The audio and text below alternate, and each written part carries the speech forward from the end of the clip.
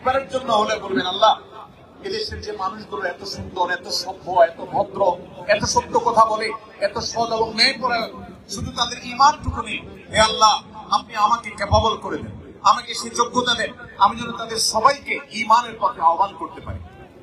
দোয়া করা যাবে না ইনশাআল্লাহ? আল্লাহ আপনি তাদের সবাইকে হেদায়েত দান করুন। তাদের জন্য দোয়া করা যাবে না ইনশাআল্লাহ? আমরা যদি আজকে এখানে যত হাজার মানুষ আছে, আজ থেকে যদি আমরা নিয়মিত প্রত্যেক দোয়াতে আমরা যদি চোখের পানি ফেলে আল্লাহর কাছে ফরিয়াদ করি যে আল্লাহ তুমি এই মাটিকে ইসলামের জন্য কবুল করো, আল্লাহ এই দেশের মানুষগুলোকে ইসলামের জন্য কবুল করো, আল্লাহ এরা যদি ইসলামের পথে চলে আসে তাহলে ইসলামের আসল সৌন্দর্য মানুষ দেখতে পাবে। কারণ এদের আচার আচরণ, এদের ন্যায় নীতি, এদের অনেক কর্মকাণ্ড অলরেডি কোরআন হাদিস যা বলেছে তার বাস্তব রূপ হিসাবে আমরা দেখতে পাচ্ছি। শুধু ঈমানটা যদি কাজ করা যায় তাহলে তারাই হবে আমাদের সামনে সবচেয়ে উত্তম মডেল, সবচেয়ে উত্তম আদর্শ। আল্লাহ আপনি তাদেরকে ঈমান দান করেন। আপনি যে সুপারভাইজার অধীনে কাজ করেন আপনি তার নাম ধরে আল্লাহর কাছে দোয়া করবেন। আপনি যে কোম্পানিতে কাজ করেন সেই কোম্পানির মালিকদের জন্য আল্লাহর কাছে দোয়া করবেন। আপনি যে এলাকায় বসবাস করেন সে এলাকার অন্য ধর্মাবলম্বী ভাইদের জন্য দোয়া করবেন। এভাবে যদি সবার জন্য আপনি দোয়া করেন, চোখের পানি ফেলেন, মনে রাখবেন নবী করিম সাল্লাল্লাহু আলাইহি সাল্লাম বদরের সময় আল্লাহর কাছে চোখের পানি ফেলে দোয়া করেছেন এবং বলেছেন, আল্লাহ যদি আপনি চান আজকের পরে আর আপনাকে ইবাদত কেউ করার থাকবে না তো সেটা হতে পারে, আর যদি আপনি চান আপনার দ্বীনকে টিকাবেন সেটাও হতে পারে। আল্লাহর কাছে ফরিয়াদ করে তিনি হেদায়েতের সাফল্য, দ্বীন এবং ঈমানের সাফল্য তিনি কামনা করেছেন। আমি আপনাদের উদাত্ত আহ্বান রাখতে চাই, আপনারা সবাই যার যার জায়গা থেকে আপনাদের দোয়াগুলোতে আমাদের এই কোরিয়ান ভাই বোনদের জন্য, এদেশে বসবাস করি অন্য ধর্মাবলম্বী ভাই বোনদের জন্য দোয়া করবেন। আল্লাহ যেন তাদের সবাইকে হেদায়েত গ্রহণ করার তৌফিক নসিব করেন। দোয়া করবো তো ইনশাআল্লাহ? তাহলে আমি আবারও এক নজরে 5টি কথা বলছি।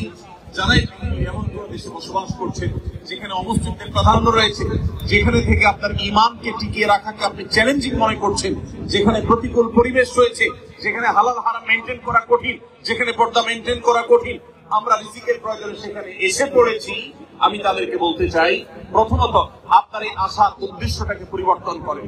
টাকা পয়সার জন্য, চাকরি বাকরি বা ব্যবসা বাণিজ্যের জন্য নয়, আপনার এখানে থাকাটাই হবে আল্লাহর দ্বীনকে মানুষের সামনে রিপ্রেজেন্ট করবার জন্য, দাওয়া ইলাল্লাহর জন্য, আল্লাহর পথে মানুষকে আহ্বান করার জন্য, জাহান্নাম থেকে মানুষকে জান্নাতের পথে আনার জন্য, মানুষকে মুক্তির পথে দেখাবার জন্য আপনি আসছেন। এই উদ্দেশ্যটাই যদি আপনার মূল হয়ে যায় তাহলে আপনার ব্যবসা ক্ষতি হোক, দাওয়াত যেন ঠিক থাকে, চাকরি চলে যাক, দাওয়াত যেন ঠিক থাকে, আপনার অন্য সবকিছু স্যাক্রিফাইস করবেন, কম্প্রোমাইজ করবেন, কিন্তু দাওয়াতের কাজে, ইসলামের কাজে আপনি কম্প্রোমাইজ করবেন। নাম্বার 2, আপনাকে যে দেশে আছেন সে দেশের মানুষের ভাষা শিখতে হবে। তাদের ভাষা যদি আপনি রপ্ত করতে পারেন তাহলে তাদেরকে দাওয়াত দিতে পারবেন।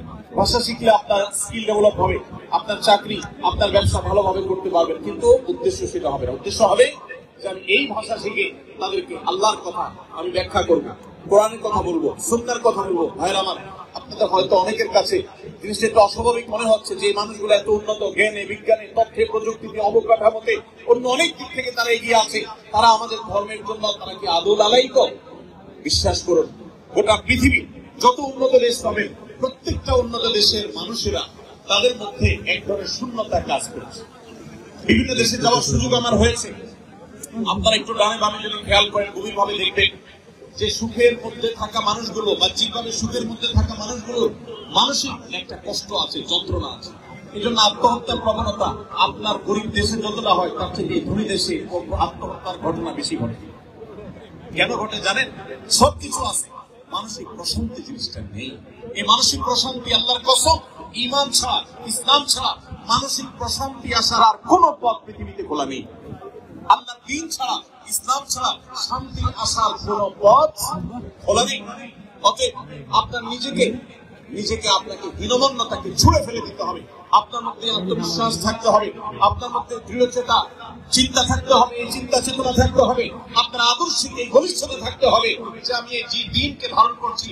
আমি নিজে হতভাগা, আমি কপাল পোড়া, আমি জানি না এই ঈমানের মূল্য কি, আমি জানি না ইসলামের মূল্য কি। যে ইসলাম নাই যার মধ্যে, তার টাকা পয়সা আছে, জ্ঞান বিজ্ঞান আছে, তথ্য প্রযুক্তি আছে, বিজনেস আছে, তার মধ্যে অনেক কিছু আছে, কিন্তু তার মানসিক প্রশান্তি জিনিসটা নেই। তারা এক ধরনের হতাশার মধ্যে থাকে, ডিপ্রেশনের মধ্যে থাকে, কারণ তাদের আসলে বলার কোনো জায়গা নেই।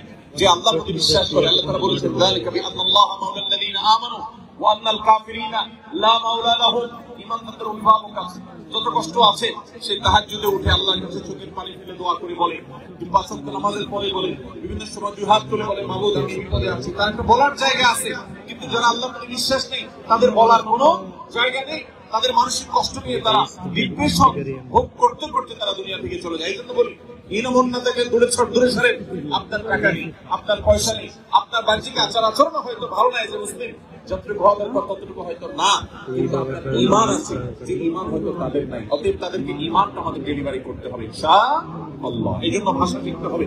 তৃতীয়ত বলেছি, উন্নত চরিত্র, সুন্দর আচরণ আমাদেরকে ধারণ করতে হবে। মনে রাখবেন, তারা আমাদের ধর্মগ্রন্থ পড়ে না, তারা আমাদেরকে দেখে। অন্য ধর্মাবলম্বীরা আমাদের ধর্মগ্রন্থ পড়ে, কিন্তু তারা আমাদেরকে পড়ে। ব্যক্তি আপনাকে আমাকে পড়ে, আপনার আমার কাজকর্ম, আমার উঠা বসা, আপনার আমার চলাফেরা, আমাদের সব কিছু তারা দেখে। এটা পড়ে তারা রিড করার চেষ্টা করে যে ইসলামটা আসলে কি, ইসলামটা কি, ইসলামের সংজ্ঞা তারা কোরআন খুলে পড়ে না, হাদিস খুলে পড়ে না, তারা আপনার চেহারা, আপনার কাজে, আমার কাজে তারা পড়ে। অতএব আমাদের কাজ কর্মের সৌন্দর্যের সত্যকর্মী উদ্ধার করে দিতে হবে। এদেশের মানুষের যে সততা, নিষ্ঠা, সত্যবাদিতা, এদের মধ্যে যে ছলছাড় না করার প্রবণতা, এই ভালো গুণগুলো আমি আশা করবো যারা দেশে ফিরে যাবেন অথবা এখানে থাকবেন, এই ভালো গুণগুলো অর্জন করতে কোনো কালপন্য করবেন না।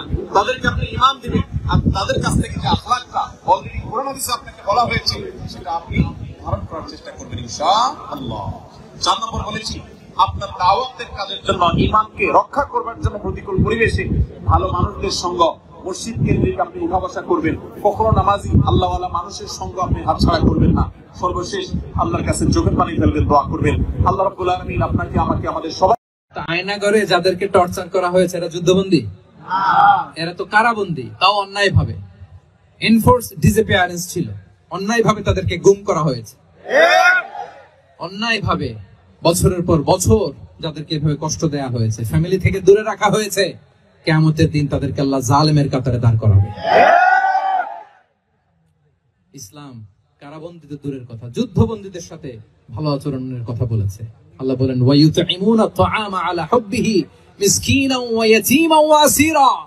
বিশ্বাসীরা গরিব দুঃখীদের জন্য খাবার খাওয়ায়, যুদ্ধবন্দীদেরও খাবার খাওয়ায়, যুদ্ধবন্দীদেরও খাবার খাওয়ায়। এবং বিষ্ণু বলেছেন, ইস্তাউসু বিল উসারা খায়রা, যুদ্ধবন্দীদের সাথে তোমরা ভালো আচরণ করো। বদরের যুদ্ধে 70 জন বন্দী হয়ে আসলো। বিষ্ণুনবী 70 জনকে সাহাবাদের মধ্যে ভাগ করে দিলেন, বললেন তোমরা খারাপটা খাবে, বন্দীদেরকে ভালোটা খাওয়াবে। কি নমুনা স্থাপন করেছে ইসলাম। ইয়ামামার বড় লিডার ছিলেন, যুদ্ধবন্দী হয়ে মদিনায় আসলেন, নাম সুমামা ইবনে উসাল। নাম কি? সুমামা ইবনে উসালকে যুদ্ধবন্দী হিসেবে আনা হলো। তাকে মসজিদে নববীর পিলারের সাথে রশি দিয়ে বাঁধা হলো। বিষ্ণু বললেন, সুমামা কি অবস্থা তোমার, কি অবস্থা তোমার, কেমন লাগে, তোমার সাথে কেমন আচরণ করা হবে বলো? বললেন, মুহাম্মদ তুমি চাইলে